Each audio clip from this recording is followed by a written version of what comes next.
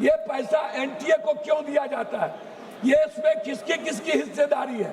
1 लाख से ज्यादा बच्चे डिप्रेशन में चले गए, डिप्रेशन में चले गए। उसकी चर्चा इस भारत में नहीं है कि जो पहली बार 500 मार्क्स लाते और दूसरी बार 296। श्री पप्पू यादव जी। अध्यक्ष जी, सभापति महोदय, बहुत बहुत धन्यवाद। मैं सबसे पहले किसी भी व्यवस्था के पहले आरटीआई और ऑडिट, सरकार सबसे पहले उसको किसी भी बिल लाने के पहले उससे अलग रखती है। ऑडिट क्यों नहीं होता है किसी भी पदाधिकारी का, किसी भी व्यवस्था का ऑडिट, और आरटीआई क्यों उससे दूर कर दिया जाता है। जब से सरकार बनी, ऑडिट और आरटीआई को सभी तरह के चोरी वाली व्यवस्था से उसको दूर कर दिया गया। दूसरी चीज अध्यक्ष जी, जो कौन ऐसा व्यक्ति होगा, बाबा साहब अम्बेडकर ने स्पष्ट रूप से उन्होंने अपने संदर्भ में कही थी कि who is the responsibility, accountability तय किसकी होगी जो दुनिया में एक बेहतर व्यवस्था को चला पाएगा। जब इस कंट्री में हमारे नेता, पदाधिकारी और माफिया सभी लोग मिलकर, आपसे मैं सिर्फ इतना कहना चाहूँगा, 2019-20 में 2023-24 में एनटीए ने लगभग 3,554 करोड़ आय अर्जित की।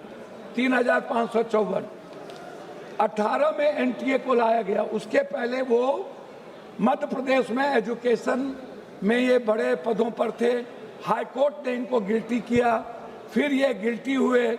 गिल्टी के बाद इनका प्रमोशन करके यूपीएससी का चेयरमैन बना दिया। फिर यूपीएससी के चेयरमैन में गिल्टी हुए, फिर इनको एनटीए का चेयरमैन बना दिया गया। एक ही पदाधिकारी दुनिया में इतने ईमानदार हैं कि जिनको बार बार इनको दुनिया के बड़े पदों पर रख दिया जाता है और एनटीए के बारे में कोई चर्चा नहीं होती है। दूसरी चीज, 26 तक केवल 24 ही पदाधिकारी एनटीए के पास है। मात्र 24 पदाधिकारी के द्वारा ये एनटीए चला रहे हैं, ये एग्जामिनेशन कंडक्ट कर रहे हैं। आपको आश्चर्य होगा सभापति महोदय, यह व्यक्ति, यह संस्था एक ऐसी संस्था है जिन्होंने 6 करोड़ से 8 करोड़ बच्चों का फॉर्म भरवाती है। 6 करोड़ से 8 करोड़, 20 लाख एग्जाम होता है 1 लाख नौकरी में, और 15 लाख एग्जाम होता है 1000 की नौकरी में जेई का, और नीट्स का होता है 20 लाख। 1 लाख नौकरी हम दे पाते हैं नहीं। हम कुछ बीएमएस में ले जाते हैं और कुछ हम बीएमएस के बाद नर्सिंग में ले जाते हैं। हमारे बच्चे क्या कहते हैं, क्या हुआ सर, पहली बार जब हमारे बच्चे ने एग्जाम दिया तो उनको लगा कि हम 490-500 के लगभग मार्क ले आएंगे। जब दूसरे बार एग्जाम दिया बच्चा तो उनको 290 डिप्रेस में चले गए। लगभग 26 बच्चों की शहादत के बाद और इतने बड़े जीएनजी के क्रांति के बाद कितने लोग डेथ किए, उनकी शहादत के बाद 1 लाख से ज्यादा बच्चे डिप्रेशन में चले गए, डिप्रेशन में चले गए।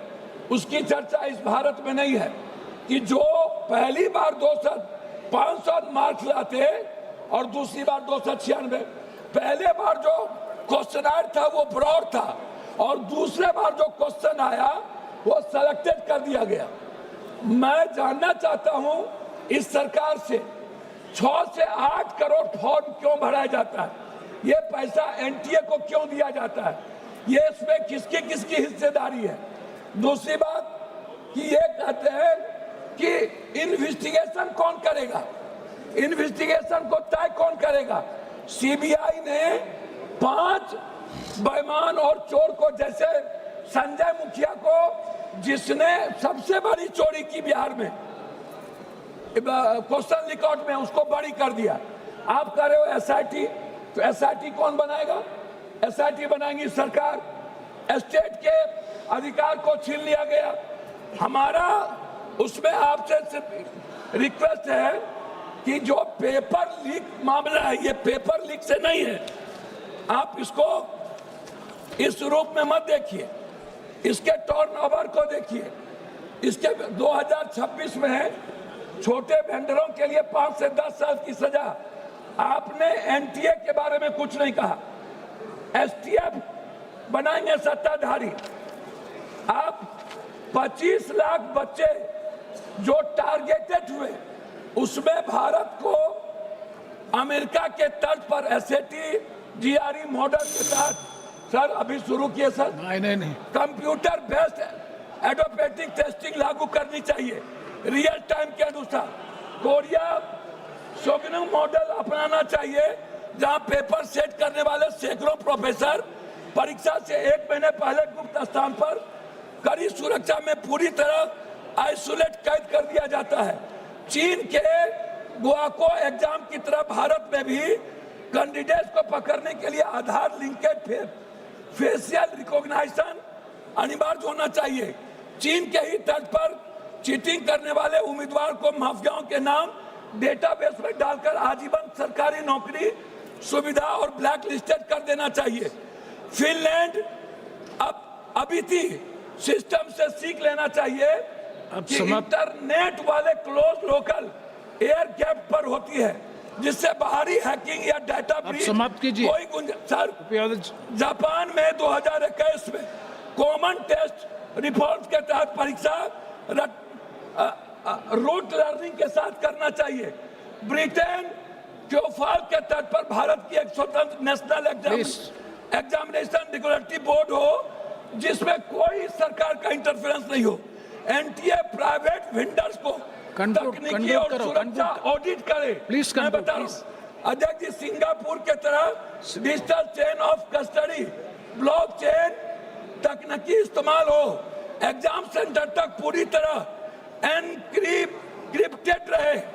एक ये रिक्वेस्ट है, प्राइवेट सेंटर जैसे अध्यक्ष जी प्लीज स्कूल इंजीनियरिंग कॉलेज पर परीक्षा करवाना आउटसोर्सिंग तुरंत बंद करिए। आउटसोर्सिंग थर्ड पार्टी गलत है, बिना फुल प्रूफ के। श्री सोला सिंह जी, श्री सोला सिंह, सॉरी बोला सिंह, जुर्माना नहीं। श्री बोला सिंह, एक माफिया कमेटी है। मैं आपसे 1 मिनट में रिक्वेस्ट करूंगा। प्लीज कंक्लूड करो प्लीज। कंक्लूड कर रहा हूं सर, मेरा रिक्वेस्ट है। धन्यवाद सभापति। एक सेकंड। अरे सर, मेरा रिक्वेस्ट इसमें यह है कि बच्चों की सुरक्षा पर कोई चर्चा नहीं, एनटीए के ऑडिट, आरटीआई और उसको बर्खास्त करने की कोई चर्चा नहीं। आपने एक ऐसा कानून लाया जो माफिया और सरकार को बचाती है। धन्यवाद। अंत में शुरू करो। अंत में धन्यवाद। एक सेकंड सर। धन्यवाद सभापति महोदय।